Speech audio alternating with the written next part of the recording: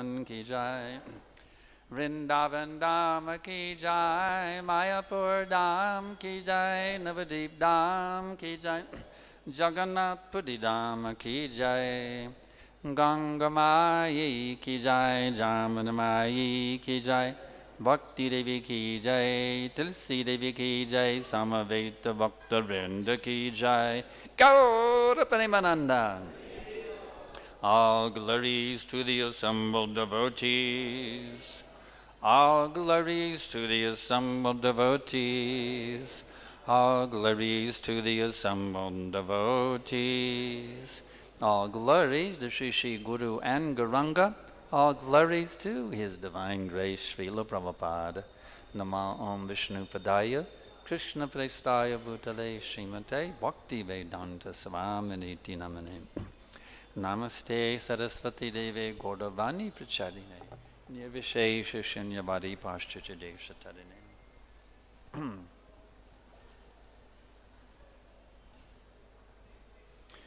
So today we are very much blessed with the purport of Srila Prabhupada to Srimad Bhagavatam, 4th Canto, Chapter 28, text number 46. Om Namo Bhagavate Vasudevaya.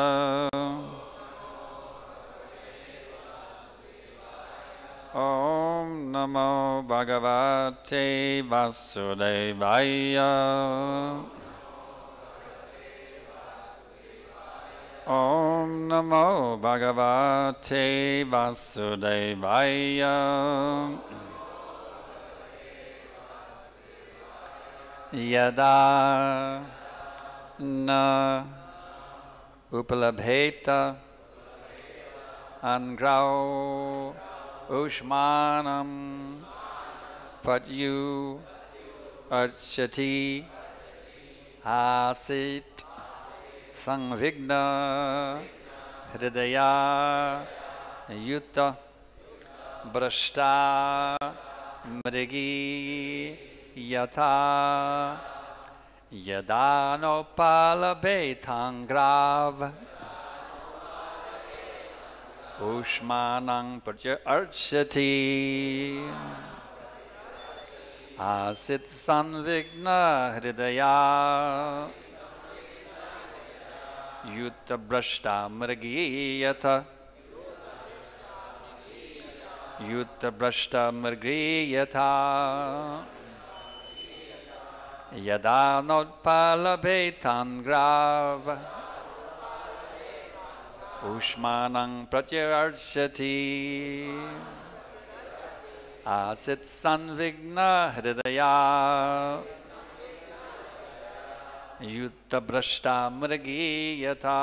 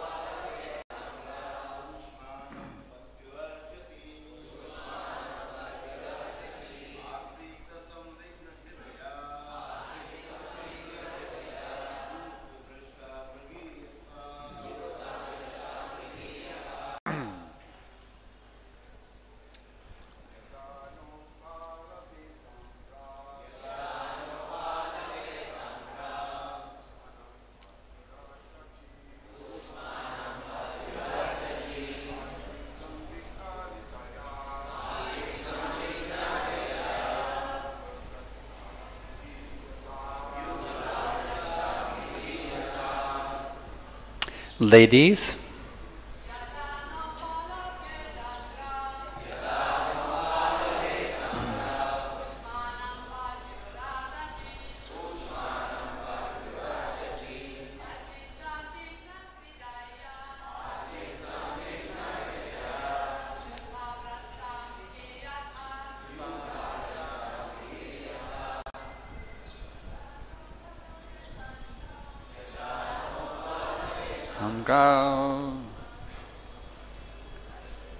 Ushmanam patyur arcatī āsīt vigna-hr yūtha-bhras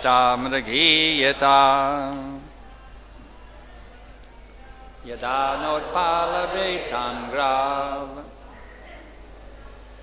Ushmanam patyur arcatī āsīt vigna-hr yūtha-bhras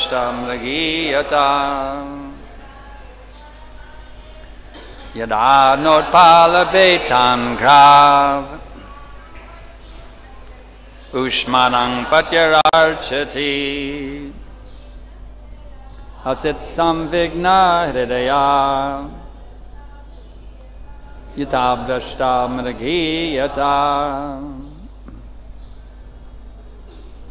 yadā, when, not, nopalabhetāńghrāv, could feel, āngrāv, in the feet, ushmanam, heat, patyur, of her husband, arcatī, while serving, āsīt, she became, sanvigna, anxious, hridaya, at heart, yūtha-bhras, bereft of her husband, mrigi, the she-deer, yathā, as. Translation and purport by His Divine Grace Srila Prabhupada, the Savior of the three worlds. While she was serving her husband by massaging his legs, she could feel that his feet were no longer warm and could thus understand that he had already passed from the body. She felt great anxiety upon being left alone.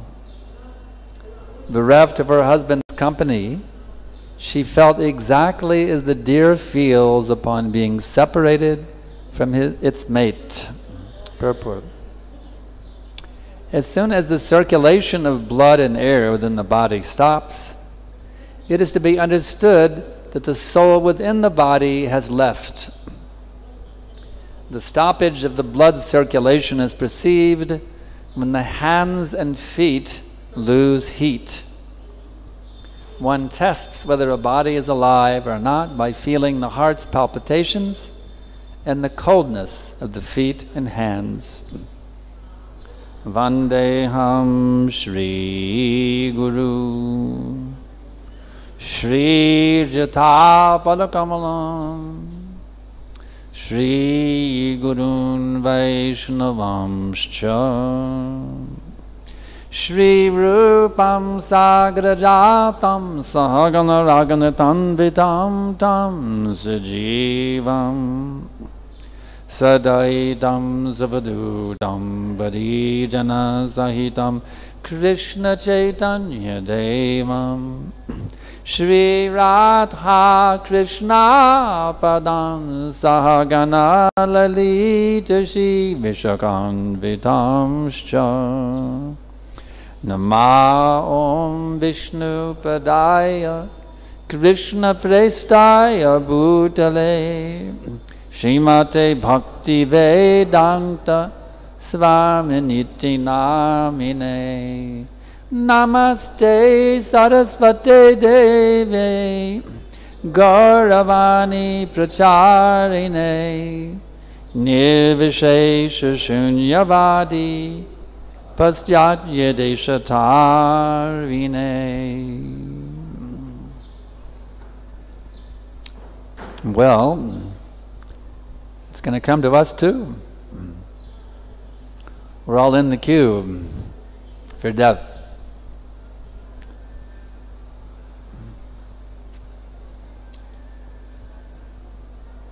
Doesn't sound very cheerful, does it? No, as long as one identifies with the body, it's a very frightening situation to be in the queue for death. It's like being in a slaughterhouse, just waiting for your turn. This material world is a slaughterhouse. Try to understand, this material world is a slaughterhouse, and we're all in the queue, waiting for our turn to be slaughtered. That's a reality.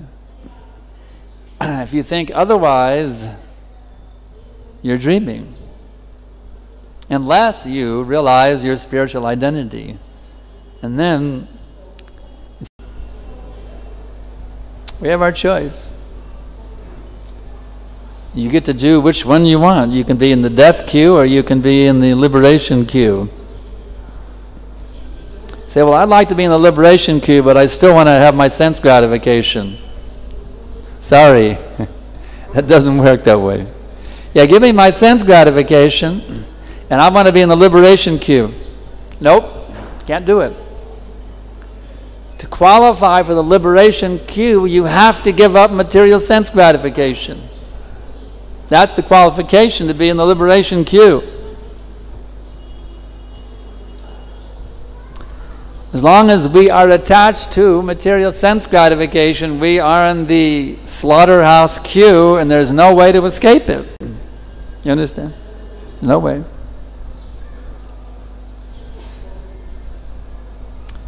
So the trick is how to convince your mind to give up its long-seated attachment to material sense gratification. And the trick is how to get the mind out of the hallucination that material sense gratification brings satisfaction. That's the trick of becoming Krishna conscious. How to get the mind free from its infatuation with material sense gratification. You can hear about it all day. Shri Gaurnitai ki jai, Shri Krishna Balaram Adhisham Sundar ki jai. We can hear about it all day, but unless we can practically manifest it, mere theoretical knowledge will not be sufficient to liberate us from this material existence. This is the difference between Gyan and Vigyan. Gyan means you have the theoretical understanding, you understand? And Vigyan means you are practically situated in the realization of that theory in practice. So, we have to come from the platform of Gyan into the platform of Vigyan. That is called Krishna consciousness. How is that done? That is the process of sadhana bhakti, beginning with shraddha. I have faith in this process because I see the devotees, how they are living in transcendental ecstasy, how they are living in a different realm of consciousness than what I'm experiencing. You see. One has some faith. You see, that's how it begins. You have some faith by seeing the advanced devotees of the Lord who are relishing the bliss of Krishna consciousness. And you think, well, I'd like to associate with those devotees. I mean, they've got something that I do not have, and I want that thing. I am greedy to get that thing they have that I do not have. That is called Krishna consciousness. In other words, one must become greedy to get Krishna consciousness.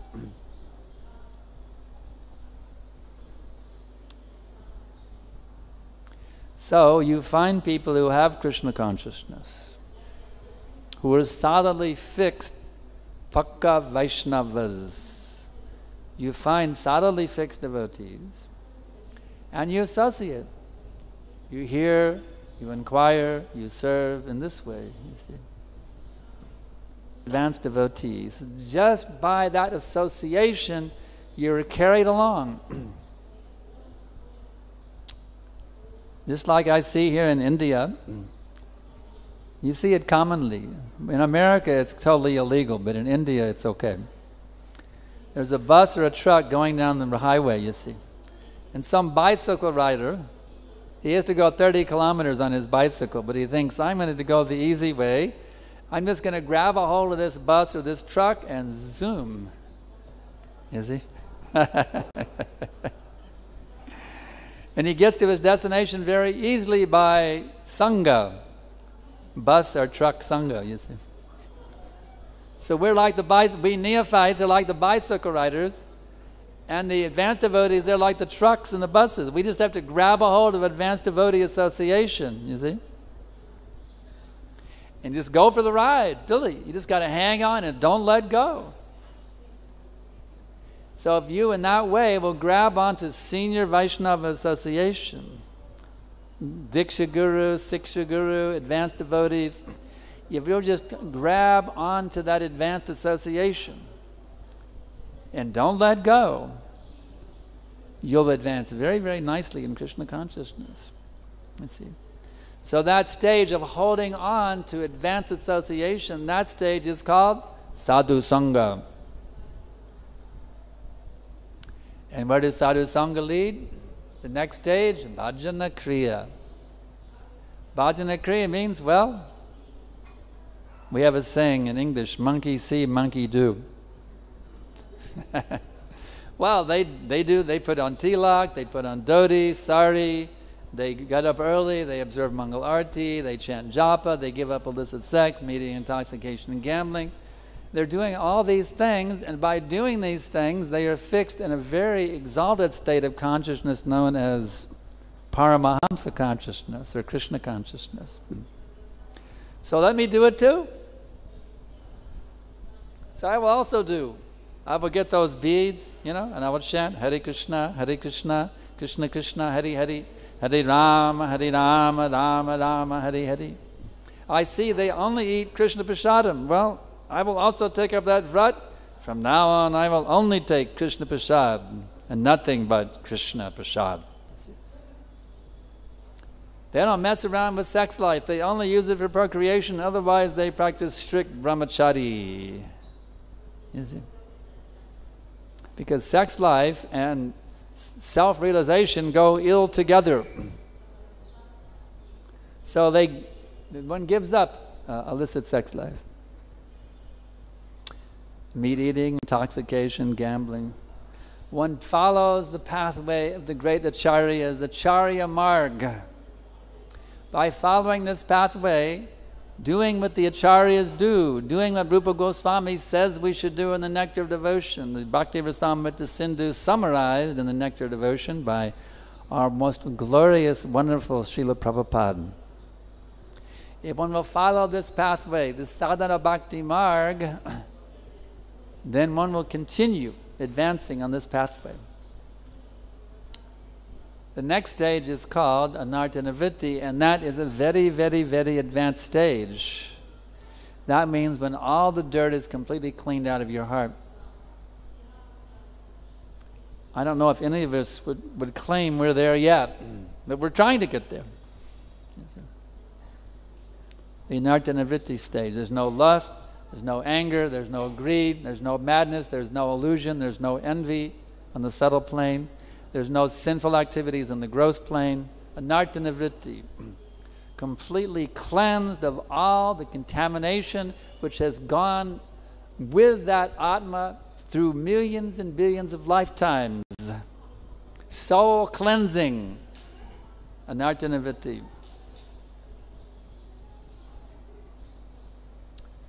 Once the devotee reaches that stage, then from there he goes to a wonderful stage called nishtha. solidly fixed in Krishna consciousness. He becomes a real vigna-hr at that point, you see. Can't be deviated by anything from Krishna consciousness. Nothing will ever deviate him. He'll never fall down, you see. Nishtha. And then from Nishtha, the most wonderful thing happens.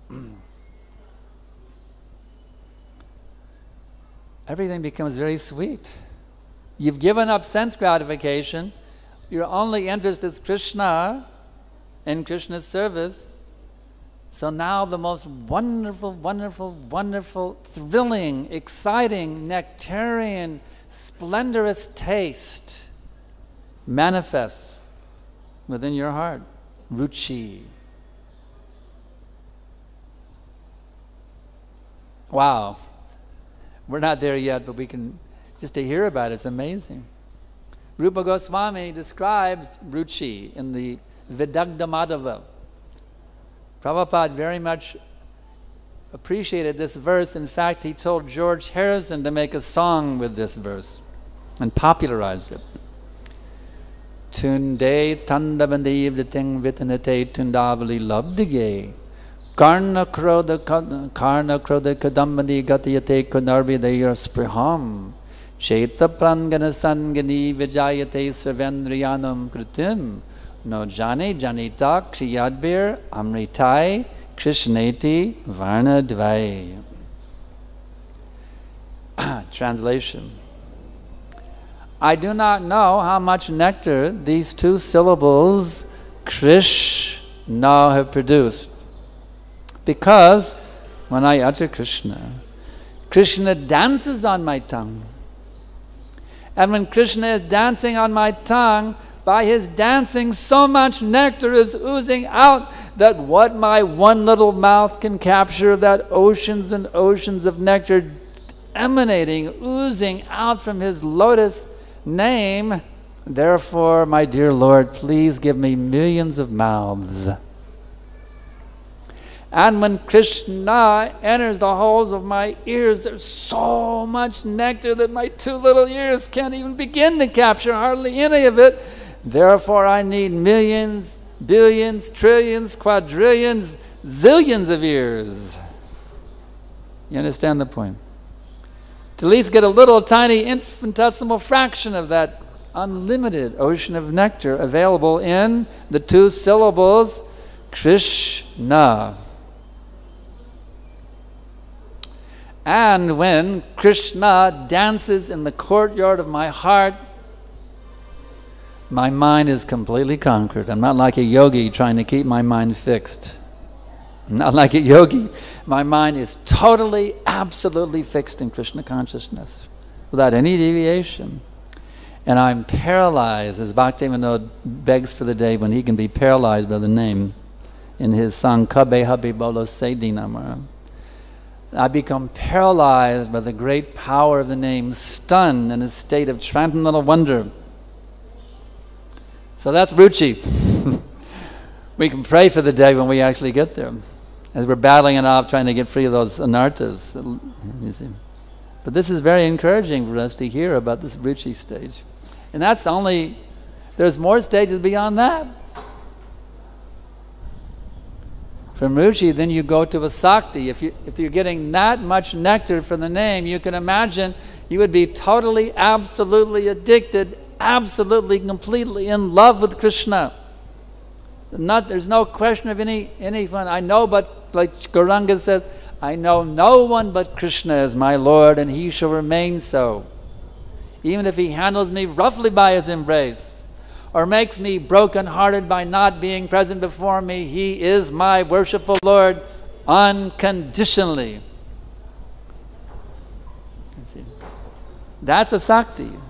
And Prabhupada explains in the Naradi Bhakti Sutra that is where pure love of God begins, when you get to the Āsīt stage. In the Āsīt stage, you actually realize what your sarup is, Prabhupada explains. If you're battling it out on Anartha Nivritti and you think you figured out what is your rasa, you're a sahaja, Prabhu. Don't try to jump prematurely Only when one reaches the stage of āsīt can you actually realize who you are in Krishna's pastimes. And then from the āsīt stage, one then engages in loving exchange with Krishna according to one's identity. That's called bhava stage. And then by engaging according to one's identity, then one becomes completely, absolutely purified and achieves the prema stage. So this is the wonderful process of Krishna consciousness. This is the process that makes us deathless, gets us out of the funeral queue and gets us into the liberation queue. You see? It's such a wonderful process. It's universal. We can go anywhere. We can chant Hare Krishna and serve Krishna. Any part of the world. China, America, Russia, just like I go to Russia every year. And it doesn't matter where you are. You see, go to any country, in any place. You don't have to... Actually, Vrindavan is available anywhere. It's a matter of your consciousness. Wherever there is Krishna consciousness, that place Krishna becomes manifest. Krishna's pastimes become manifest. Krishna's dham becomes manifest wherever there is the mood of pure bhakti. So if you're enlivened by being in Vrindavan dham, and we all are very enlivened here, now why ever leave? Just carry Vrindavan with you. Take it back to Delhi. Take it to Mumbai. Take it to New York. Take it to Kaliningrad or wherever you may go. Sydney, Austin, wherever you go, take Vrindavan with you. Dubai, wherever you go, take Vrindavan with you by this mood of pure devotion. Well, what can I do, Prabhu? I don't have the mood of pure devotion. I'm a sense gratifier. What can I do? Well, beg for pure bhakti. My dear Lord, I know that only by bhakti can I be happy and satisfied. But now, unfortunately, my Lord, I'm addicted to sense gratification. What can I do? Krishna, please help me. Please, please, Krishna, help me. So that begging for pure bhakti, sincerely, that brings you to the consciousness of pure bhakti. So what is the best means of begging for pure bhakti? Hare Krishna, Krishna Krishna, Hare Hare, Hare Ram, Ram Ram, Hare Hare. This Hare Krishna chanting means begging for pure bhakti. Do you think Krishna will not reciprocate if we beg sincerely for pure bhakti? I say, well, I don't care that you're begging for pure bhakti. I have too many other things to do with Radharani. You think Krishna will neglect? You think Radharani will neglect? Chanting Hare Krishna, we're first calling for Radharani's mercy. Even if Krishna neglects, Radharani will not neglect. And she will make sure that Krishna does not neglect. Srila Prabhupada told us in London on the day of Radhastami, he said that if you will pray to Radharani, my dear mother, please tell your Krishna about me. Then Prabhupada explains that Radharani will then say, oh, my dear Krishna, just see, here is this devotee who is a better devotee than me. If you beg Radharani to tell about you to Krishna, she will endorse that you are a better devotee than her. She will tell Krishna, this is a Vaishnava better than me. Do you think Krishna will be interested to see who is this Vaishnava better than Radharani? Oh, my dear Radharani, there is a devotee better than you. Let's see who is this devotee better than you.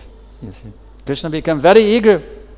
With Radharani's recommendation, Krishna becomes very, very, very eager. Who is this devotee better than you, my dear Radhika? So that is the mercy of Radharani. She takes a humble position. She puts forward those who beg for her mercy as being more exalted than her. She recommends them to Krishna in this way. So how do you get that mercy of Radharani? You just say, Hare Krishna, Krishna Krishna, Hare Hare, Hare Rama, Hare Rama, Rama Rama, Hare Hare. See how many we got? We got Hare Krishna, Hare Krishna. We got two. Let's see, there's Hare Krishna, Hare Krishna. There's, yeah. So the name Hare is there many, many times. Hare Krishna, Hare Krishna, Krishna Krishna, Hare Hare. Here we have 8 Hares in the Mahamantra. 8 times. 8 times. Every time, every bead, you are begging Mother Radharani's mercy 8 times.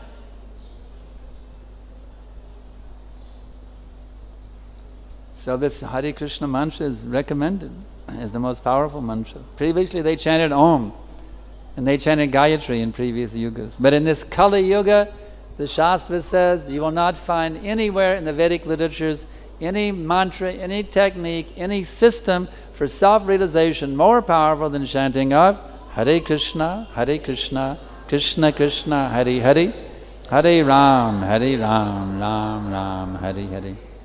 So why do we chant Hare Krishna? Because we're the Hare Krishna people and it's a cult? Do you chant Hare Krishna because you're a member of the Hare Krishna cult? No. We'll chant anything. We'll chant alligator, if that's what the Vedas recommend. Alligator, alligator, crocodile, alligator. We'll chant anything. But because the Vedas say that this is the most powerful method for self-realization in this age, therefore we chant Hare Krishna, Krishna Krishna, Hare Hare, Hare Ram, Ram Ram, Hare. And because we're so much into this Hare Krishna mantra, they call us the Hare Krishnas. We're known as the Hare Krishnas, or the Krishnas sometimes. They shorten it even more. So it's a glorious movement, this Hare Krishna movement. Very glorious movement. It is Lord Chaitanya's movement. It began 500 years ago. Of course, it began originally. Actually, it has no origin. If you really want to get technical about it, this Hare Krishna movement has no beginning point in history. It's an eternal movement. When did the Hare Krishna movement start? Actually, it never started. It's always been going on. In the beginning of the universe, who was the first Hare Krishna? Lord Brahma. Premanjana charita bhakti valochanena santak sadaiva hridayeshu valokayanti yang shama shundaram achintya gunasvarupam govindam adipurusham tamaham bhajami. I worship Govinda, the primeval Lord, who is Sham Sundar, Krishna himself, with inconceivable, innumerable attributes, whom the pure devotees see in their heart of hearts with the eye of devotion, tinged with the salve of love. That's right. So the first Hare Krishna in this universe was Brahmaji. Our movement goes way back. In this universe, our movement, Hare Krishna movement, has been going on for 155 trillion years.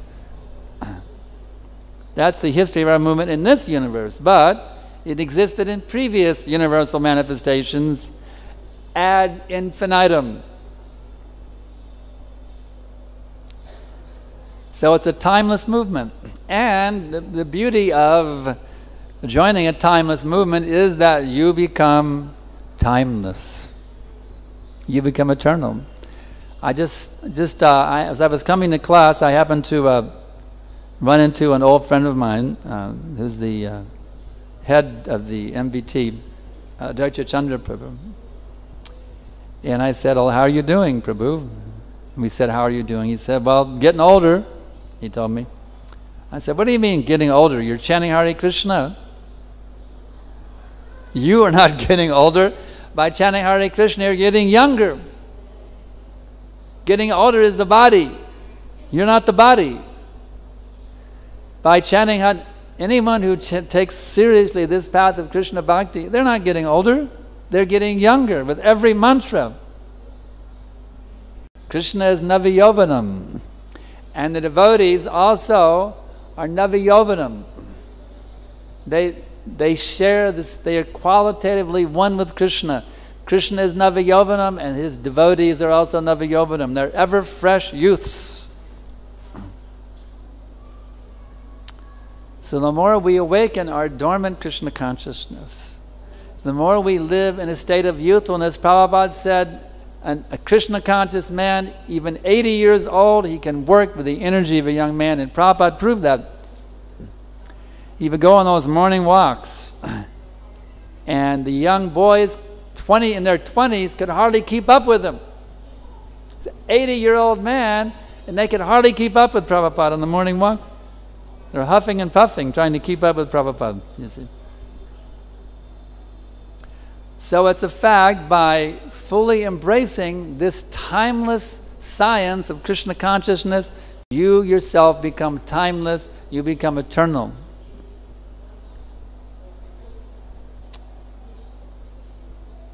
Nobody in the material world can offer anything that competes with this. Max Factor is trying to fake it and make you look young with their makeup. It's a makeup company in the US, cosmetic company in the US, Max Factor Cosmetics. You can pretend like you're young, make yourself look like you're young by makeup, but actually it's fake. Only by awakening your Krishna consciousness can you actually achieve your eternal youthful nature. No one else can do it. These religionists, what are they doing? They're eating meat.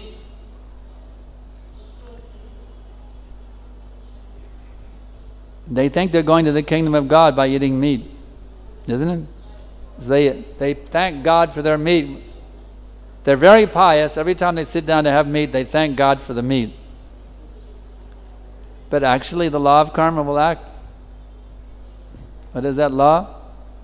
Mangsa kadati iti mangsa.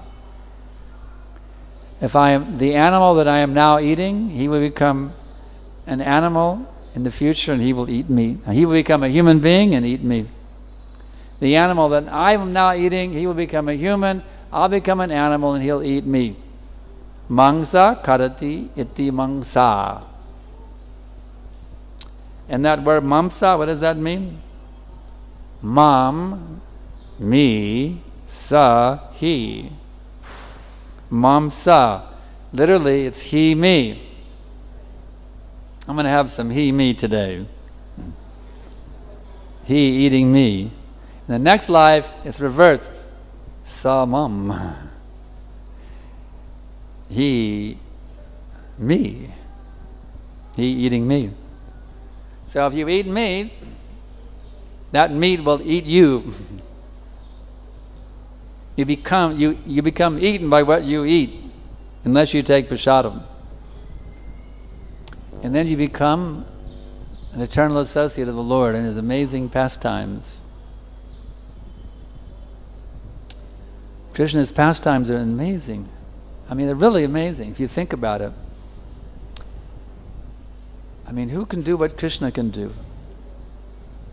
Anganni yasha sakalendriya vittimanti pashyanti panti kalayanti chiram jaganti. Young, absolutely amazing. I worship Govinda, the primeval Lord, whose transcendental form is full of bliss, truth, substantiality, and is thus full of the most dazzling splendor.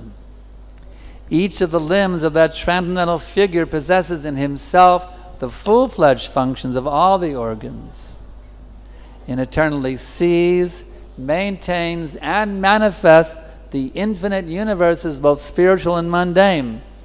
Now in this world, the guys are attracted by girls, and the girls are attracted by guys. Of course, there's some exceptions to that nowadays. Generally, sometimes it's guys attracted to guys and girls attracted to girls. But the principle is we are sexually enamored in this material world. But show me an object of your sexual desire who can manifest all the universes from any one of their limbs. If you want to be attracted to an amazing body that can manifest all the universes from any one of his limbs, then just become attracted to that amazing boy, Krishna.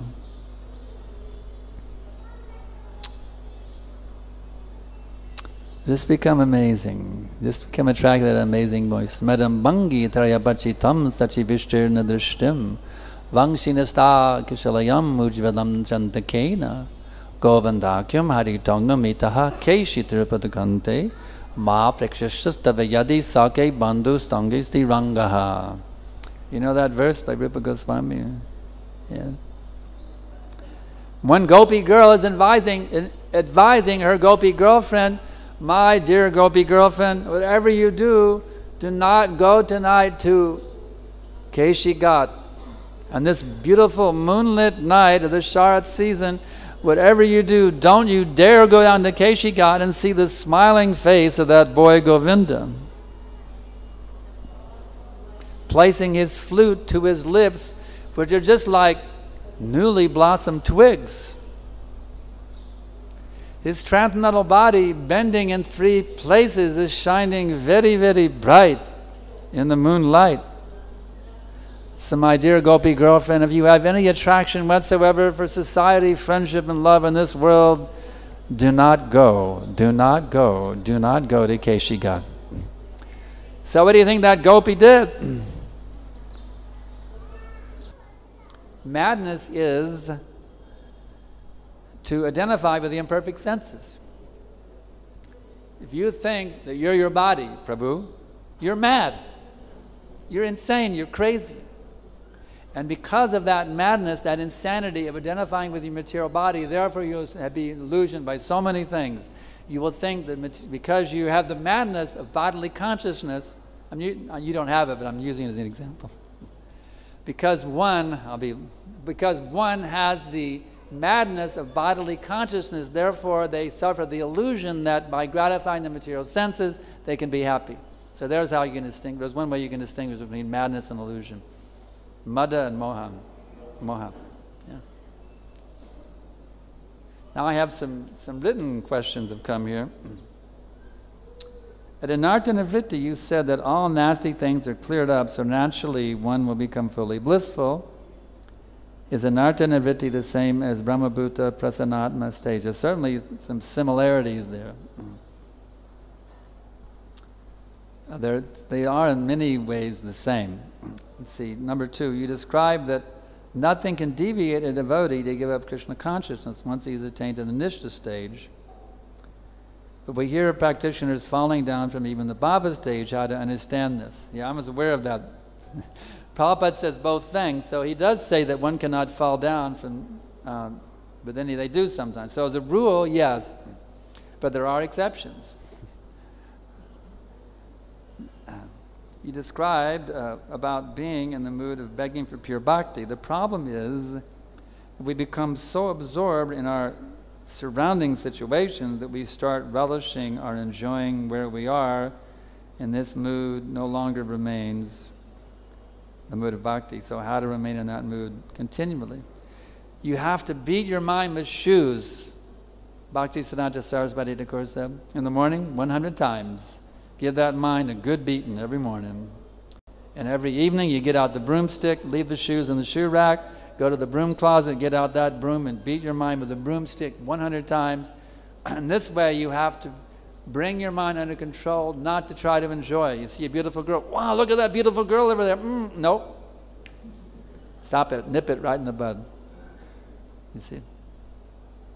You just got to be you have to be like a chowkidar. Not like the one that MVT that sleeps every morning. I actually went up to him this morning and I was testing him. I said, he was sitting there asleep. I said, if I was a terrorist coming in with a machine gun, you wouldn't be stopping me. He stepped sleeping. I said it again. If I was a terrorist with a machine gun, you wouldn't be stopping me. Again, he kept sleeping. Finally, on the 4th time, he woke up. So we can't be like that kind of chowkidars over our minds. We have to be alert chowkidars, keeping a watch for the influence of Maya. As soon as you become interested in that pretty little brahmachari over there, it's time to put a nip on him. Or that handsome brahmachari over there, time to put it on the nip. Hey, nip it right there. I can only be satisfied by Krishna and nothing but Krishna. We have to have absolute conviction of this, and you have to beat your mind with shoes every time the mind tries to think something differently. So in this way. So I think we'll stop here, but I did want to announce I'm giving 3 more lectures today in the Balaram Hall. It's called Transcendental Engineering. And the first one is at 10:30 on the art of dying. And then there's 2 more that follow, but it's posted on the board there in front of the Balaram Hall. Everybody's invited to come and learn how to be a professional transcendental engineer in Krishna consciousness. So we thank you all very much for your wonderful participation in Prabhupada's movement. May you all be blessed with the nectar of Krishna Prem. Srila Prabhupada ki jai.